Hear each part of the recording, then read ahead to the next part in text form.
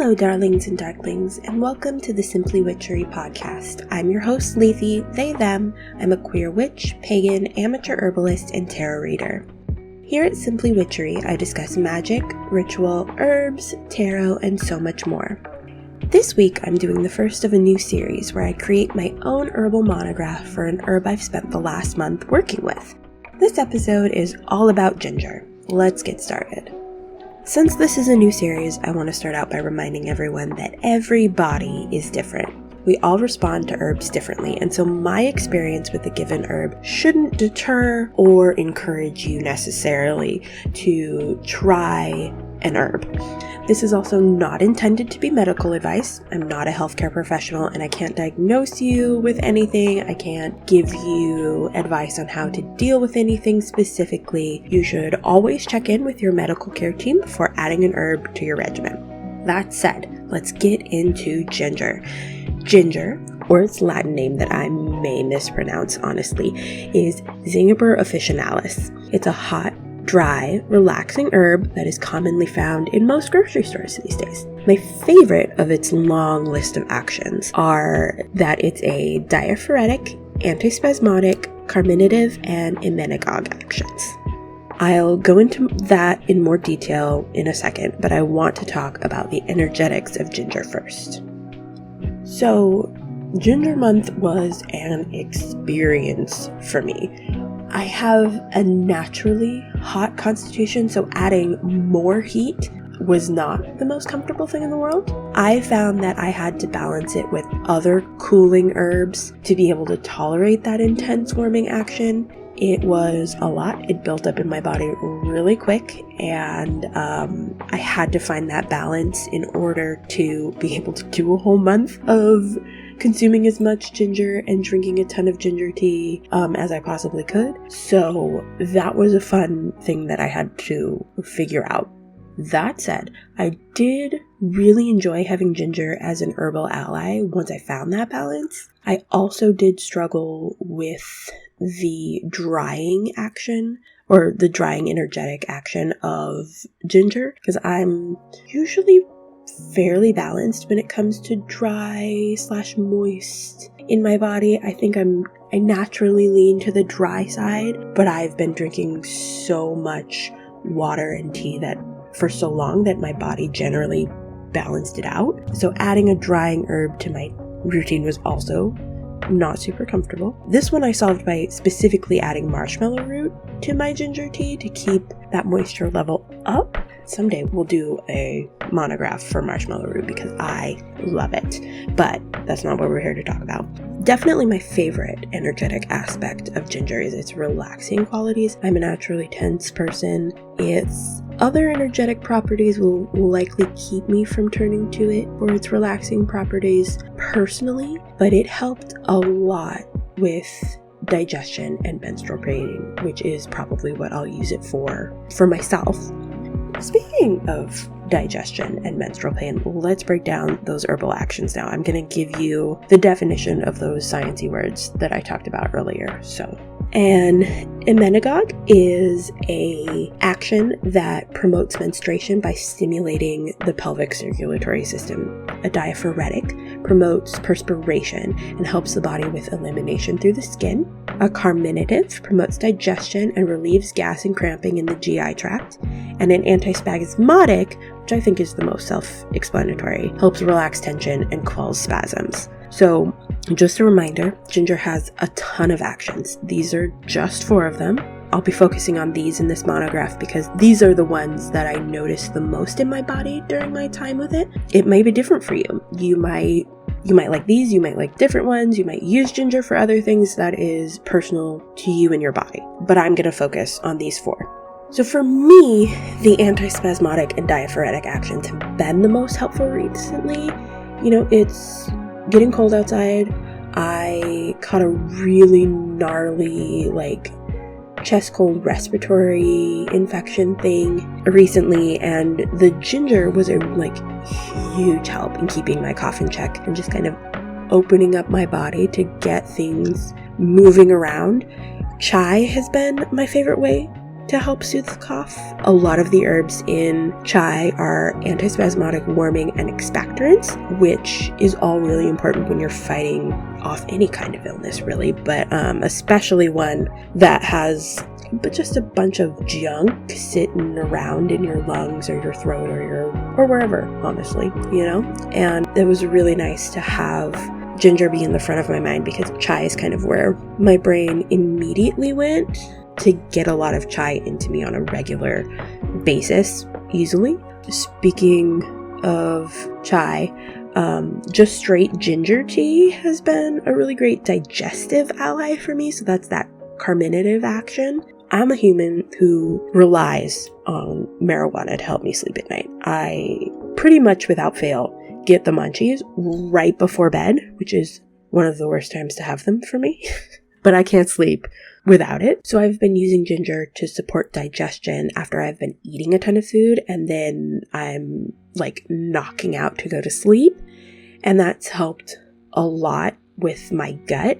I feel a lot less heavy and sluggish because I have undigested food that's been hanging out in my body for, 8 hours. So that's been really nice. I did also, the ememagog action is the one that surprised me the most. I usually, full disclosure, have pretty easy periods.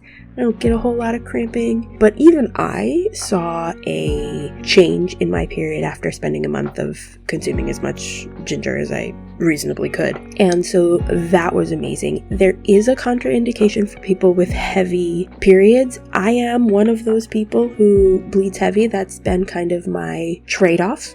I don't have a ton of pain. I bleed a lot. So I noticed a reduction in my pain and not a whole lot of change in my flow. So that was nice. That might be different.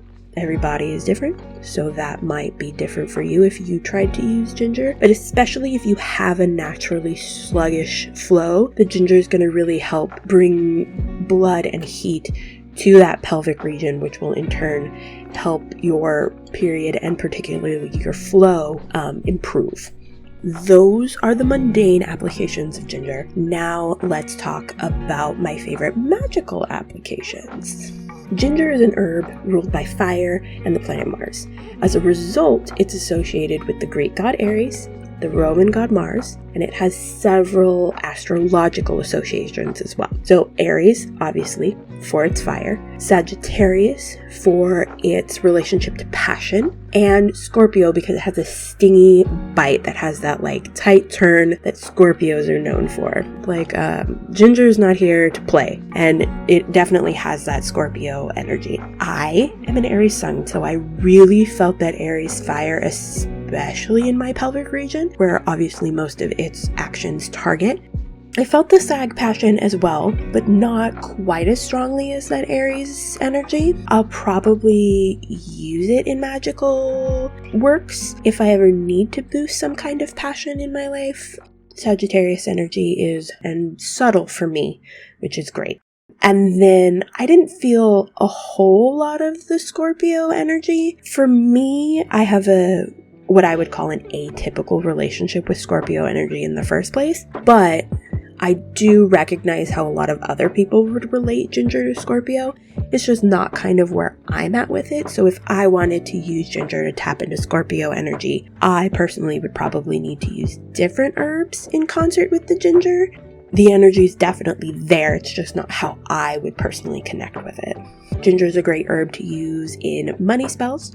It attracts more money and you can plant ginger in a pot any time of year. Keep it in your house if it's cold outside. And that will also help you attract money as the plant grows, your finances grow. So that is one way to use ginger in magic. Just grow it. I don't personally do a lot of money work at the moment, but it is definitely a tried and true method of attracting money into your life. I have, I think once or twice, dusted a little ginger powder onto my wallet and in my pockets of my favorite jacket or something. And I've had some success with that. So that is a couple of ways that you can use ginger for money spells. My favorite magical use for ginger, though, is definitely it's a magical booster, sort of. It multiplies the power that you put into spell work. So I've taken to doing like a couple of drops of ginger tincture either internally or in my spell work, and then my favorite way to get ginger into my body is through candied ginger. So that's been really nice to just kind of pop a piece of candied ginger and then add that fire to whatever it is I'm doing magically. I've also had some success drinking ginger tea before I do spell work. The tea is more when I'm doing specific energy work, particularly body work and action-oriented meditations. So it's really nice to like have a cup of ginger tea while I'm doing affirmations in the morning or whenever I'm doing affirmations, because I do affirmations a lot. So yeah, that's just kind of becoming a normal, like, general base practice of mine that I do, and that's been very helpful. So now let's talk about some folklore and folk practices with ginger. History has seen ginger used as a way to ward off illness, which obviously now is supported by our science because it's a great way to keep yourself healthy, to fight off a lot of different illnesses. English fishermen used to chew it and spit it at their ships to ward off all kinds of sickness. It was also spat into storms to ward them away from boats. Melanesian islanders used to use it in love spells to attract pretty girls. So that's the Sagittarius energy and passion kind of coming into play. And it was used as an aphrodisiac in China, and then it spread to Europe through the Silk Road, which also makes a lot of sense because we know ginger has a direct effect on your pelvis and the blood flow there, which is great when you're looking for an aphrodisiac. Ginger has been a really awesome herbal ally, both mundane and magical, and while it's not really suited to be like a constant herbal ally for me personally, I am really excited to lean into it under specific circumstances. Yeah, that's my ginger monograph. Let me know on socials or wherever you want to, however you want to reach me, how you use ginger and if it works well in your magic and in your constitution, in your body. Thank you for listening, darlings and darklings. If you haven't already, please subscribe to the podcast and rate and review it. It really helps me out. You can find me on social media at Simply Witchery. Check me out for readings and more magical content. The music in this episode was provided by Lo-Fi Girl. May blessings, joy, and love find you wherever you are. I'll see you next time. Bye!